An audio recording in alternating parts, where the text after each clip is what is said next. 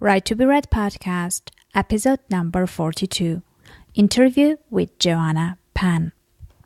You are listening to the Right to be Read podcast, and this is your host, Ani Alexander. Hello, everyone, and welcome to the Right to be Read podcast. I'm your host, Ani Alexander, and I would like to start the show by saying that I'm really thankful for every single one of you who are listening to this show. You really bring motivation and enthusiasm to carry on continuing producing the show, and I really appreciate every single one of you. I really appreciate every feedback, every review, and every new subscriber. Thank you very much. I think by now you all already know that I love receiving emails from you. And when I was looking back at my recent emails, I ended up realizing that most of you are phrasing the question in very different, various ways, but are basically asking the same thing over and over again. And the question is the following: you wrote a book, so now what? What you should do? How you should publish the book, what you should consider, what you should decide upon, etc., etc. So in the very beginning, I was replying to all the emails, and I will continue doing that. But since the same question was coming up over and over again, I decided that it would be nice to come up with one general resource which you can refer to. So I ended up writing an ebook about this question and sharing basically most of the things I know around the topic and most of the things I think can help you with the issue. And so if you have written a book and you don't know what to do next, please go over to www.anialexander.com/free and you will get the ebook for free, which will hopefully answer to all your questions you have concerning your book you've written and what to do with it next. If you still will have any questions which were not covered in the book, please feel free to email me at ani@anialexander.com, and I will help you out and try to answer to all the questions you still have left. So once again, www.anialexander.com. And now I would like to introduce my very special guest. Her name is Joanna Penn. She is the New York Times and USA Today best-selling author of Thrillers on the Edge, as well as best-selling nonfiction author for writers. Joanna's site for writers, thecreativepenn.com, Penn spelled with double N, has been voted one of the top 10 sites for the writers 3 years running. She is a professional speaker on creative entrepreneurship, digital publishing, and internet marketing, and was voted one of the Guardian UK Top 100 Creative Professionals 2003. Well, Joanna, I'm really happy to have you over to my show, and I'm really excited that you agreed to be interviewed. Thank you very much, and welcome to the Right to be Read. Thank you for having me, Annie. It's always great to be on a podcast. Well, I'm very excited to talk to you because you're the perfect example of someone who combines many different things, including the creative fiction writing, nonfiction writing, the author entrepreneurship, which is a big challenge for many writers these days, and many, many different things. So, I would like to mention that you are successful in all those spheres, which is a very, exclusive thing because many people, are concentrated on one of those, and you're doing so many different things and are successful in all of those. So what I would like to start with is, just a background story of how did you end up being a writer and doing what you're doing right now? What did you do before? Did you have a job, or what was your path? How did you end up being where you are now?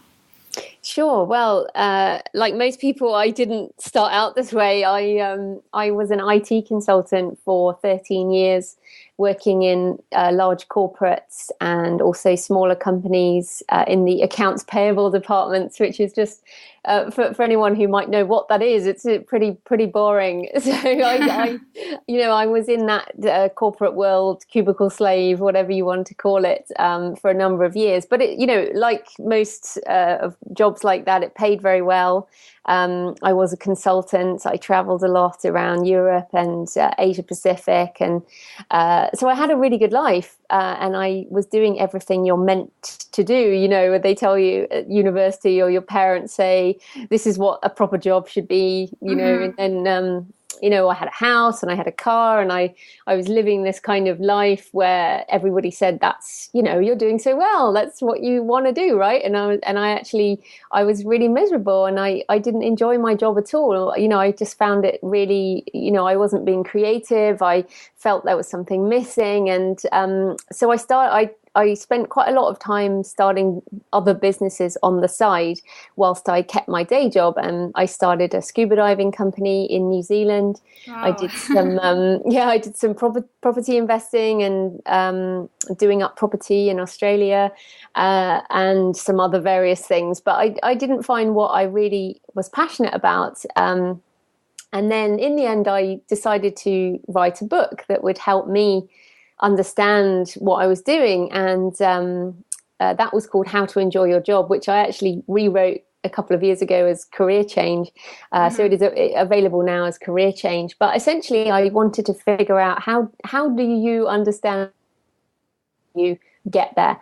And in the process of writing that book, I discovered, it really helped me focus on what I enjoyed, which was I love reading, I love books, I love that part of culture. So that really just kickstarted my journey. And then I spent 3 years learning how to write, how to publish, how to do book marketing.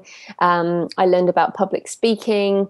So that basically 3 years part-time, and then 3 years ago I went full-time. So I've just passed my 3-year anniversary as a full-time author entrepreneur, and now I'm a professional speaker and fiction author and non-fiction author, as you said, and and also I do blogging as well. I started out with blogging and making money on the internet as such.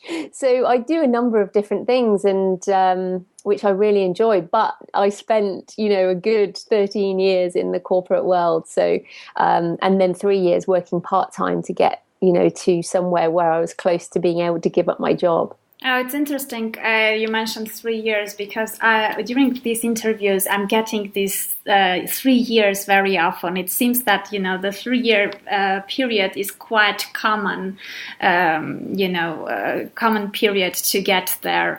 Everyone says that, it takes at least 3 years. So, this period is very interesting that you mentioned it too.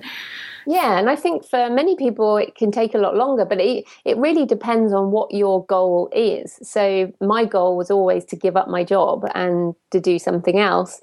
But when I gave up my job, I was earning a lot less money than when I had a day job. So we actually sold the house, sold the car, really downsized, got rid of all our debts in order that I could give up my job and do this kind of life. So I was very willing to do that, but I know a lot of people are not willing to do that because, they have a lot of bills or whatever, and it's not necessary to do it that way.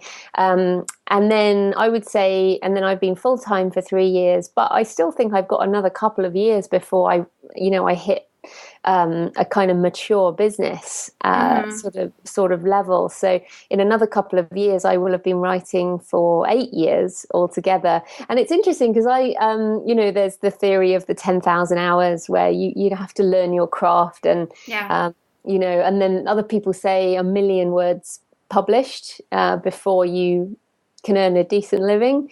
So it's really interesting how many different routes there are to success, but you kind of have to define what success is, or you never know when you get there. Yeah, exactly. You have to know where you are going to. And, so when you're already there, you know that you've reached the point and don't overdo it too much. Yeah, exactly. So you are writing both fiction and nonfiction, which is not very common among writers because usually they stick to one and there aren't many who are writing both. So can you tell me how you feel about those? What are the differences and which one is easier or more fun or exciting? I mean, how do you feel about those two different writing routes? They're just very different aspects of my personality and my business model, really. Fiction is, a long-term game, really. It's much harder to market fiction, so you need more books. But when you have more books, those stories can sell forever. They don't go out of date. You can always sell books. You can always sell stories. So there's pros and cons from a business sense. And then nonfiction, I like to help people. So my books are primarily written to help people, but also for me to work out what I'm thinking about things. So my last book, Business for Authors, How to Be an Author Entrepreneur, was me thinking about how I run my business and kind of, about strategy and, the different people I work with in my business and, all the different aspects of running a business as a creative professional. So I wrote it down, to help me think about it, but also to help other people who want to run a business as an author. And how to market a book, I wrote because I was learning about book marketing. And so for me, writing nonfiction helps me think about things and also helps other people, and those books sell very well because I also have a blog that is at my target market, which is authors at the Creative Pen.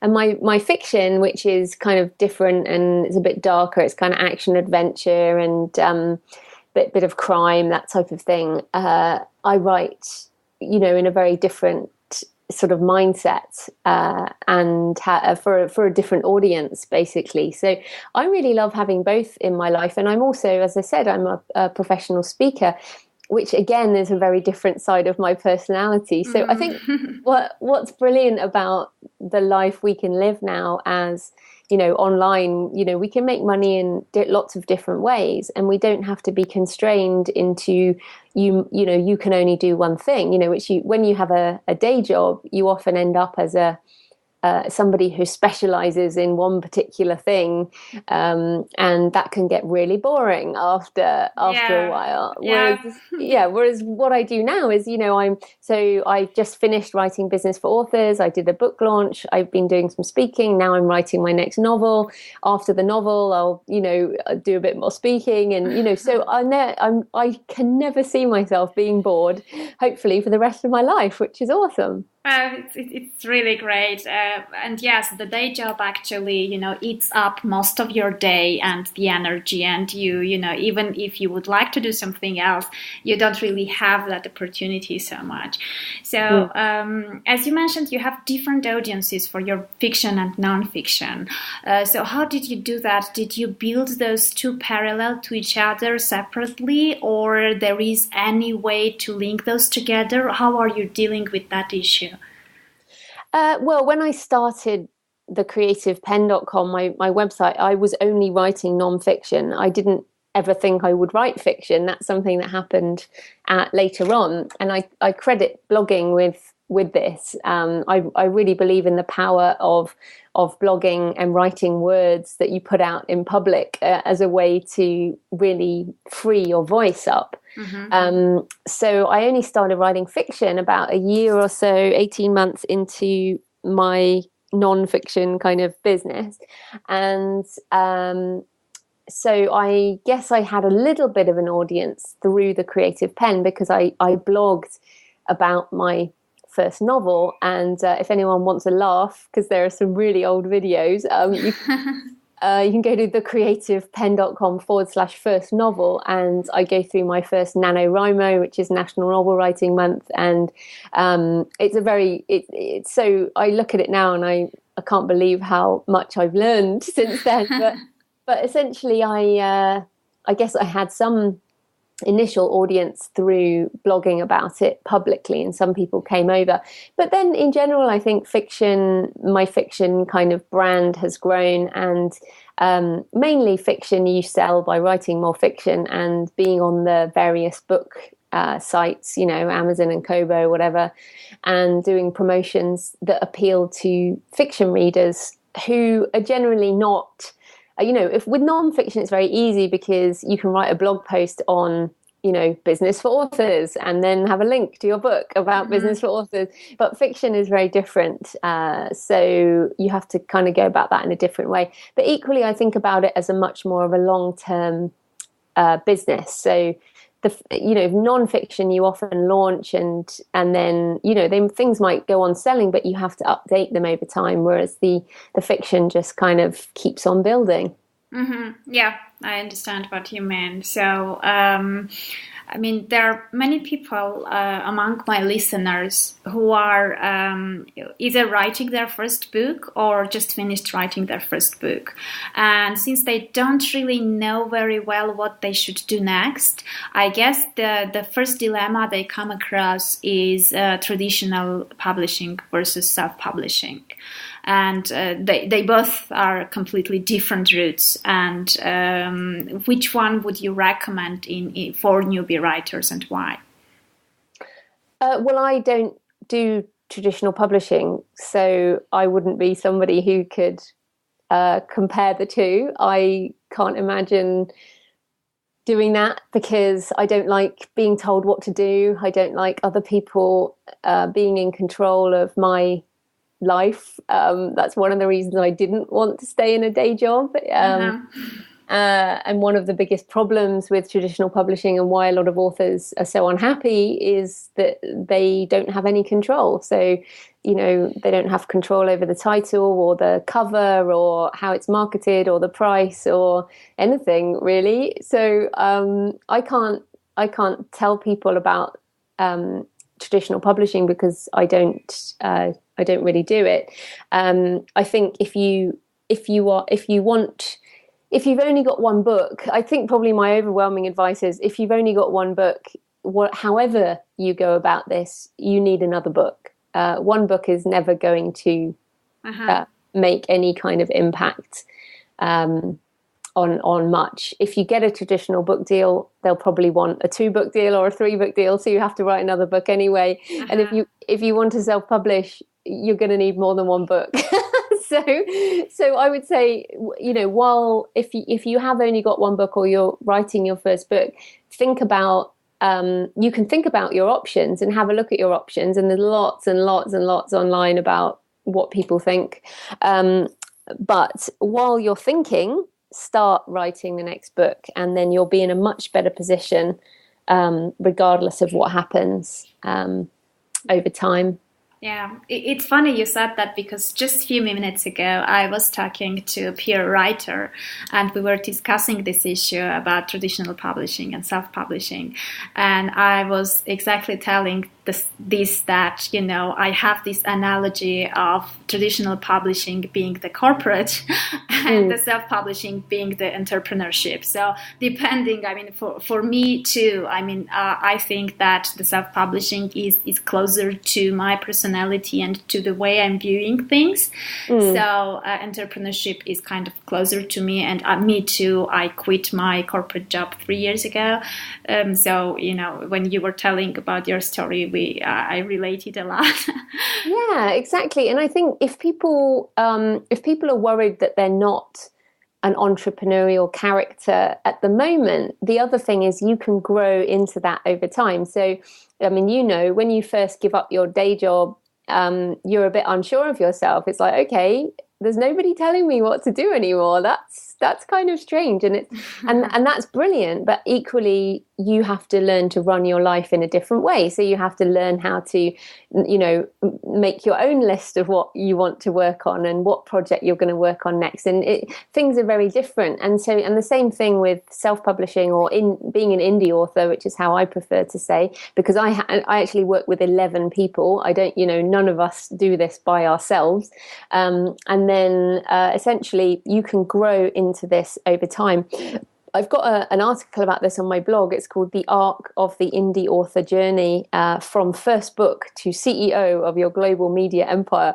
And because it really is an arc, it's like a story arc in a novel. You go from when you write your first book, all you're worried about is finishing the book and then getting a publishing deal. But what happens when you finally finish that book is you realize you've only just started. And it's so funny, I've got 12 books now and I'm just finishing my 13th. And yet for me, it's like I feel like I'm only just at the beginning. I'm constantly learning from people who are way ahead of me on the journey. So we have to think of it as this journey and this career path, and we're all on it somewhere. But in terms of if people are right at the beginning, then the best thing you can do is to just start writing another book. Yeah, exactly. And so these 11 people you are working with, they are all writers? You're like kind of, cooperating together as writers, or? No. As in I pay them. So I have, okay. Yes. I have a couple of editors. I have a cover designer, graphic designer. I have a bookkeeper. I have a virtual assistant. I have all kinds of people that I work with who in my business. Okay. Because that's what I mean. The term self-publishing is completely wrong these days, because most authors will pay for editing and they'll pay for cover design. So that's two. I don't employ these people. I pay them as freelancers, and in order to have a professional product. And then, I have a technical guy who helps me with my blog, and there's just all kinds of different people that you work with if you run your own business, and that's essentially what authors do now. You run your own business. Yeah, and it's very important because apparently, you can't do everything yourself perfectly. So, there are always people who do it better, and, it's better to concentrate on the writing part. And if you can afford freelancing, outsourcing these tasks, then it will free lots of time for you and free your mind for writing your books. Yeah, exactly. You can't. I think paying someone for a cover design is the smartest marketing you can do. Yeah, exactly. Because so many authors try and make their own, and they're just appalling. And then, of course, paying for an editor. If your book isn't any good, then it's going to go nowhere. And most agents and publishers will expect authors to have already gone through editing before they submit their manuscript. So again, editing is something you would do regardless of how you're going to publish. Yeah, exactly. So and these days people do judge books with their covers. At least the cover is what attracts them first to look at the book and to pay attention to it. And even if the book is perfect, if the cover is not good enough, people might not even notice it, and it's a pity. So of course I do agree that cover is very, very important. So how do you manage all these things at once? How do you stay productive? How do you manage to be on track? Do you have any special things that help you out to be to manage everything the way you do? I guess I have a couple of things. I obviously make sure that every day I'm writing something or creating something new in my business. So today, for example, I did this morning 2,500 words on my next novel. Then this afternoon, and then I had a business meeting. So that was, a meeting. And then I'm talking to you. So this counts as marketing. And I have a lot of email. So email is a big part of my day. And that counts kind of as marketing and also as relationships. And, we all have to do that type of thing. But essentially, it's mostly in the morning I do creative things, and in the afternoon I do more marketing-y things. And but every day I have to create something. So I count that. So I was in Frankfurt last weekend speaking at the Frankfurt Book Fair, and that counts as creating something and also marketing, because you just never know what's going to happen. But I do keep a timesheet. I use Office Time app on my phone, and it keeps you kind of accountable. If you start the clock when you do some social media, and then you look at the clock and you realize you've been on Twitter for an hour, then that is not a very good use of your time. Or if, like you say, a lot of people listening will have day jobs. What I did when I had a day job is I got up at 5:30 and I wrote for an hour before I went to work. That was the only way I could actually create something, because once I got to work, I was going to be too tired to do anything else. So I find the timesheet is really useful because it keeps me accountable. And then I also have on my wall, I have a wall calendar where I write my word count every day, and I get a sticker if I go over 2,000 words. So I've got, like for children, you've got children, the haven't stars. you? I have a son. So so I do that. Stars, hearts, and really I get nice, a sticker. So if I do over 2,000 words, I get a sticker, and these little things, we have to motivate ourselves and to get through the difficult parts.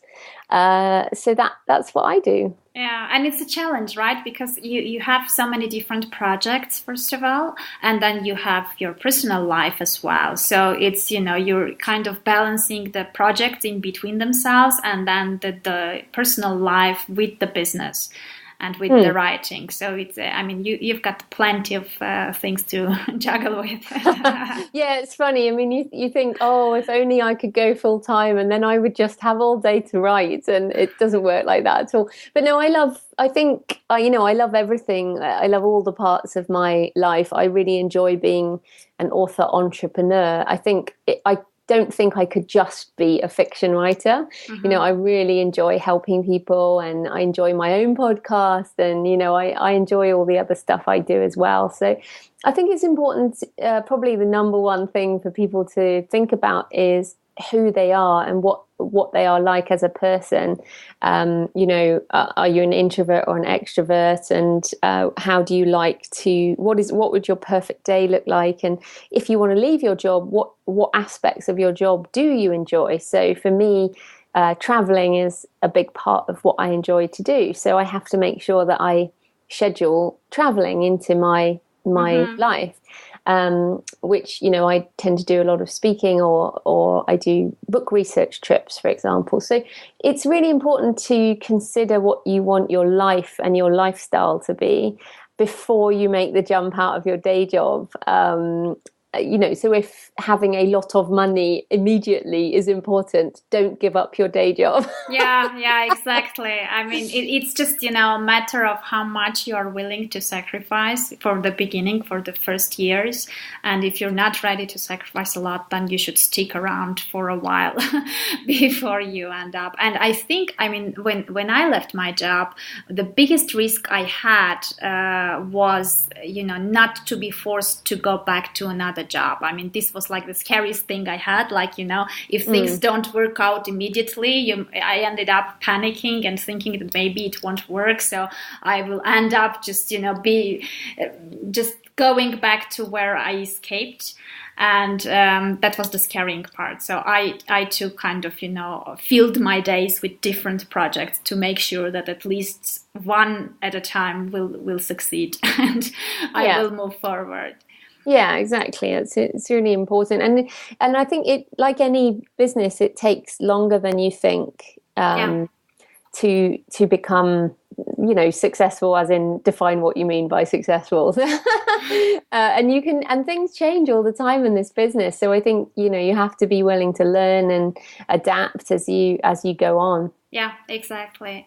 So I think this is a very important point, keeping your audience engaged. So in your case, we have two different audiences. How do you deal with each of them, and how do you get them engaged? I suppose depends on what you mean by engaged. I tend to put out content more than anything. So for my nonfiction, I have a blog and I have a podcast and I use Twitter, and then I have a newsletter. And then for fiction, I basically put books out and I have a newsletter, and that's pretty much it. So I think putting out books, I mean, you've got to think about what you want as a person. Personally, as a reader, I don't actually interact much with authors. I buy books of authors I like, and I don't necessarily need to be interacting with them all the time. But that will depend on what you do. I know you write more romance, don't you? Well, it's female fiction, a bit of romance, but something in between those two. So I think the romance authors do a lot more with their audiences than thriller and action adventure. The romance writers do seem to have a very intimate relationship with their readers on Facebook, for example, that type of thing. Yeah, it seems so. Yeah, you're right. Yeah, I think you have to consider what you're like as a person. I'm not a massive fan of Facebook. I love Twitter. So for me to do Facebook is, I would rather be writing. So, I am on Facebook and I do Facebook once a day, but Twitter is where I enjoy interacting, and also I do quite a bit on email. So I think you just have to think about what your personality is like and what you want to do to connect with people. You definitely have to do something, but what you do is really up to you. Since you mentioned newsletter for your fiction audience as well, I mean, getting an email list from fiction readers is quite difficult. How did you deal with that? The best thing is, when you're just starting out, whatever you're writing, is at the back of your book, put "Thank you for joining me," or "Thank you for reading this. I hope you enjoyed the book, and you can sign up here to hear about my next book." So when you first start, the very best thing is to grow your list through your books. And that's basically mostly how I've grown the jfpenn.com email list. So slowly, but over time it builds up, and I occasionally blog on that site and do interviews with authors and stuff, but mostly it's organic growth from the back of the books for fiction, and then I do a monthly newsletter, and in there I recommend books that I've been reading, and I have some links to some interviews, and I have some pictures from my research, and that type of thing. But essentially, for me, I mean, what I've learned with fiction and nonfiction is they're so different, and you can sell nonfiction through blogging and through typical online marketing, but with fiction, really the best thing is to just write more books. So that's really the difference between the two. Yeah, and that's why, as you mentioned, fiction is a long-term strategy, and it takes much more time than the nonfiction. But the great thing is with fiction is once a reader finds you, and they might find you on book 8, if they like your voice, they may well go back and read everything you've done. Whereas with nonfiction, people may find a book and they want that book because they want the answer. So, for example, somebody might want to read How to Market a Book, but they don't want to read Business for Authors. They're not going to just buy that book because I wrote it. They're actually going to buy it because it's useful. So that you're unlikely to get nonfiction audiences reading everything you've ever done. Whereas with fiction, you can get readers for life, basically. So again, it's a very different business model. And I know talking business models is quite advanced, but it is something to consider when you're going down this route. And also, just if I may comment on your book. So I'm just looking at your books now on your site. So your books look like they're 3 different books. Yeah. Would that be right? So they're three completely different. Yeah, that's books. the problem. I mean, but that's the problem I have with these books, because they are completely different and their audiences are different as well. Yeah. So that's a classic kind of what happens to people. So and again, with fiction, the best marketing would be to write 3 books in the same series, or at least 3 books that the same type of people will want to buy, and then brand them so that they look the same. Yeah. And then people may well buy all 3. So that type of marketing is almost like the marketing is built into the book. And you do that. Yeah, I mean, unfortunately, I found out about all that after I had all these 3 books out. So I'm kind of... and that we all learn that stuff. So, but what's great is you can learn it now, and then you can write something else. So, right now I'm not writing anything yet, because I'm trying to understand, which type books I want to concentrate on, which ones I enjoy most writing. So since I can't figure it out yet, I decided to take a break.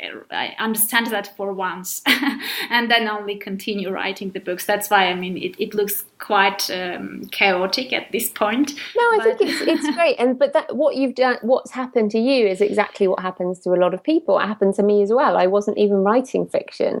And then I went down that route. So and that wasn't a criticism at all. I hope you don't feel that. This is just a classic example of what most authors do. But for you to decide as well, one thing, if people want to have a look at, is author-earnings.com. I don't know if you've seen that. No.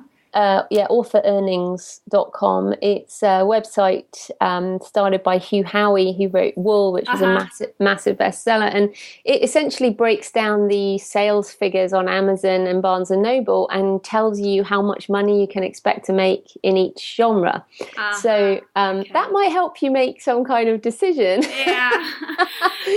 Well, yeah. I mean, I know now from these 3 books which is more popular and which was easier to market and sell, let's say, and which got better feedback. So that I already know. But of course, it's always nicer to check from different aspects and then decide. So you mentioned you were in Frankfurt Book Fair, and it's something really, really big for the book industry. What's the importance of the book fairs, and indie writers, what role do they have in those fairs? Because somehow people have this stereotype that these kind of fairs are more for traditional publishers. And no, they are definitely. They are for traditional publishers. That I go as a professional speaker. Mm-hmm. So I'm generally paid to go to these things. It's not, most writers wouldn't bother going to Frankfurt Book Fair for sure. Okay, so for indie publishers, for indie writers, it's not something they should be interested in at this point. It's interesting to go. If you live in Frankfurt or you live near enough, it's worth going to have a look. Yeah, but business-wise, no. Business-wise, no. I mean, London Book Fair now, the last couple of years, we've started to do things that are more for writers.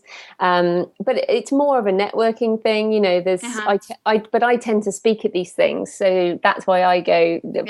Yeah, I'm not going there as an author so much as a speaker.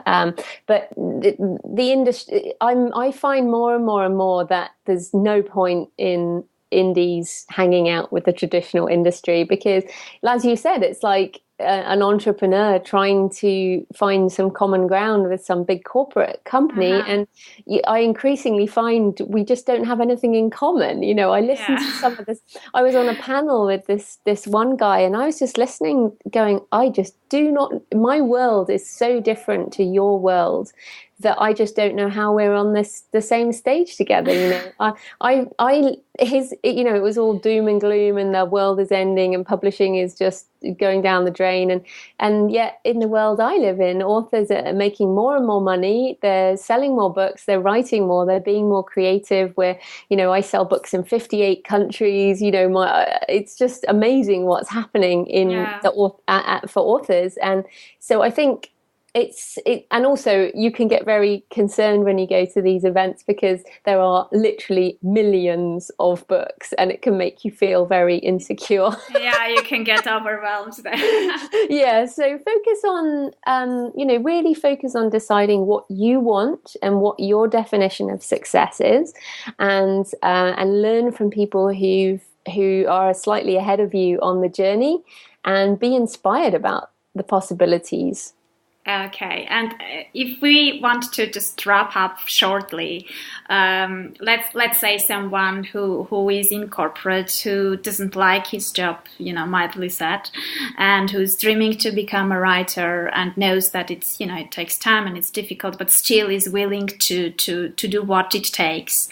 What should be like the very first, very important steps he should go through in the very beginning, like the starting points? The most important thing, if you haven't finished a book yet, is to finish a book. Forget about anything else. Don't even think about publishing or book marketing or any of that stuff. You can get way too carried away with learning all that stuff when you haven't finished a book. Mm-hmm. Yeah. And as you've discovered, even if you finish one book, you might then change your mind and want to write something else. So things like your author branding and, all the type of stuff, like I'm doing translations and audiobooks, and all of this stuff is down the road. But if you haven't finished a book, your very, very important thing is to finish a book and work with an editor, work with a professional editor to understand what needs to be improved. Mm-hmm. And I worked with about 4 editors on my first novel.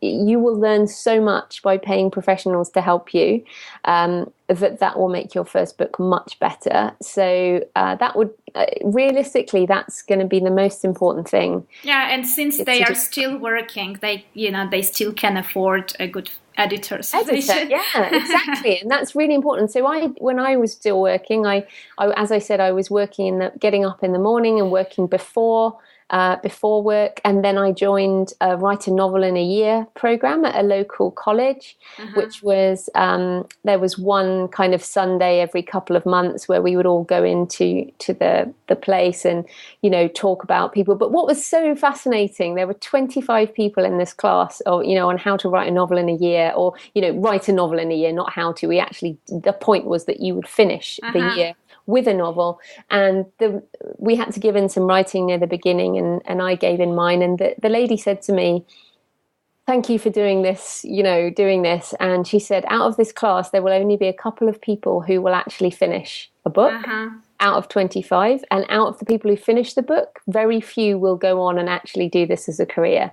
And I said to her at the time, "I really want this. This is what I'm going to do." And she said, I believe you. And now, it's so funny. I had an email from someone who was on that course with me, and, she's still working on the first book. And this was maybe 5 years ago now. Mm-hmm. So what I would really encourage people: don't get distracted by all of the other stuff going on. You can really go down a rabbit hole of all kinds of stuff in this space. Yeah. Just focus on one thing at a time and finish that book, and you will feel so proud of yourself.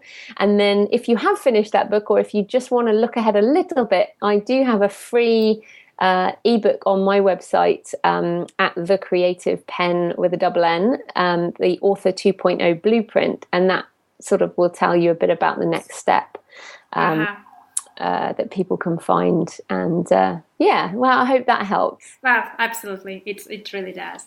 Well, thank you so much for your time, Joanna. It was packed with value. It was very interesting and very valuable. So I'm sure people learned a lot, and it was inspirational at the same time. So I'm very happy about our interview. Oh, well, thanks so much for having me, Annie. And if people do want to connect, I'm at The Creative Pen on Twitter, and that's Pen with a double N. Okay, great. We'll get connected, definitely.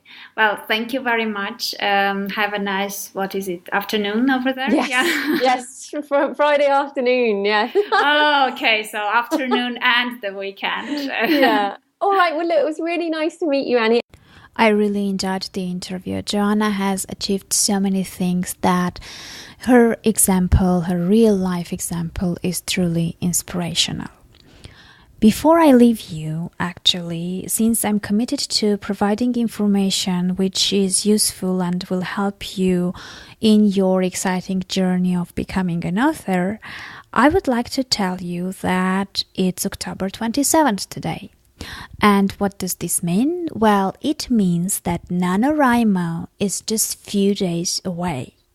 For those of you who don't know what NaNoWriMo is, it's the National Novel Writing Month, NaNoWriMo. So what it is actually, it's a fun, seat of your pants approach to creative writing, as they put it. So on November 1st, participants begin working towards the goal of writing 50,000-word novel by November 30th. So in 30 days, they have the challenge of creating 50,000-word novel.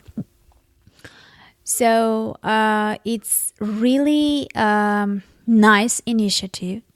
I personally have done NaNoWriMo in the past 2 years and ended up with 2 novels as a result. And I would like to tell why I love NaNoWriMo exactly. There are many reasons to love it, but I personally find it as one of the best accountability tools, because you have the challenge, you have the deadline, you have the volume of words that you have to put together, and you can track your progress.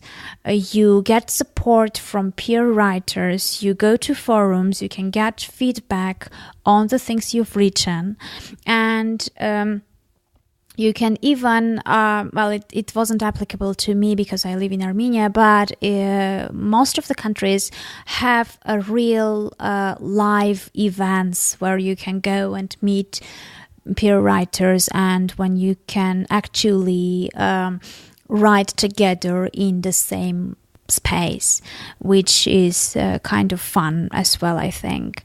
So, NaNoWriMo at www.nanowrimo.org, NaNoWrimo.org, is a really, really nice platform. And if you've ever thought about writing a novel, I would strongly encourage you to visit the website and to register as a participant for this year. Just push yourself out of the comfort zone and you will see how nice it is. And even if you don't end up writing with a novel, although I wouldn't think that you should, have it in your mind, just make sure that, your mindset is set to winning. But even if you don't manage somehow, for some reason, to finish the novel or to get the goal of 50,000 words written in 30 days, you will at least gain a very important thing. And I think this is, you will establish the habit of writing every day. And that's a very crucial habit for writers, because that's what we are supposed to do. We are supposed to write every single day, write something. Well, I may sound quite calm while talking about NaNoWriMo, but I would like to share with you the struggle I'm having. I'm actually having a panic attack because there are just few days left until NaNoWriMo, and I am planning doing it this year too, but I have absolutely no idea yet what I'm going to write about. So I don't have a global idea for the book, I don't have the plot, I don't have anything ready. And it feels quite scary. It feels uncomfortable. I'm sharing it with you because I think it's important to know that not everyone is kind of, ready and set and knows exactly what he's doing. But nevertheless, I'm sure that things will turn out well. And even if you don't have an idea either, if you are in my shoes, just, try it out. Maybe it will work. Maybe it won't. I'll share my experiences. I will definitely report how it goes. But for now, just a few days left, and I have absolutely no clue what's going to happen, what the book will be about, what I will be writing. But I only know one thing for sure for now, that I will be participating in the NaNoWriMo. So, and once we have the book ready, then we will think about what to do next. Meanwhile, make sure to go to www.anialexander.com/free and get the free ebook called You've Wrote the Book, Now What? And you will get many answers to your question of what to do once the book is ready. Okay, well, that was it. Brainstorm ideas for a novel. Go and register for NaNoWriMo. Start maybe working on the plot, and I'll see you over there. Meanwhile, I will continue creating content for you, customized especially to your needs, in my website as well as for the podcast. Take care. Keep on writing, and meet you soon. Bye.